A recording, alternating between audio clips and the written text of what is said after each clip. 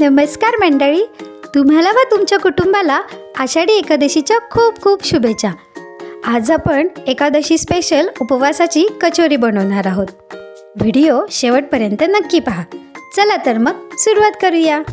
1 cup ओला नारळाचा कीस घेऊन त्याच्यात आपण 1 कप दाण्याचा कूट, बारीक चिरलेली कोथिंबीर, थोडीशी साखर, चवीनुसार उपवासाचे मीठ, हिरव्या मिरचीची पेस्ट, थोडेसे ड्रायफ्रूट टाकून घेणार आहोत. काजू, मनुका आणि थोडासा लिंबाचा रस पिळून आपल्याला हे मिश्रण छान एकत्र करून घ्यायचे आहे. आता आपले कचोरीचे स्टफिंग तयार आहेत, आपण पाहू शकता. यानंतर कचोरीचे आवरण करून घेऊ.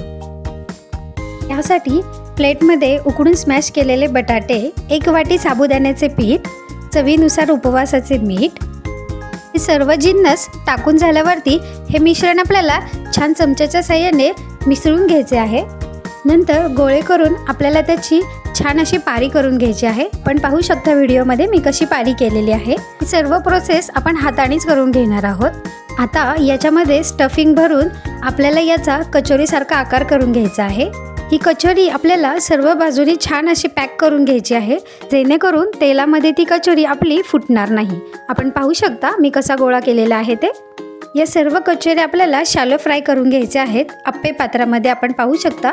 शॅलो फ्राय करताना आपल्याला अप्पे पात्र हे मध्यम आचेवरती थोडे गरम करून घ्यायचे आहेत आणि मगच आपल्याला ह्या सर्व कचोऱ्या छान फ्राय करून घ्यायच्या आहेत. व्हिडिओत आपण पाहू शकता कचोरी एका बाजूने छान अशी कुरकुरीत फ्राय झालेली आहे. आता दुसऱ्याही बाजूनी ही कचोरी आपल्याला छान खरपूस रंगावरती शॅलो फ्राय करून घ्यायची आहे.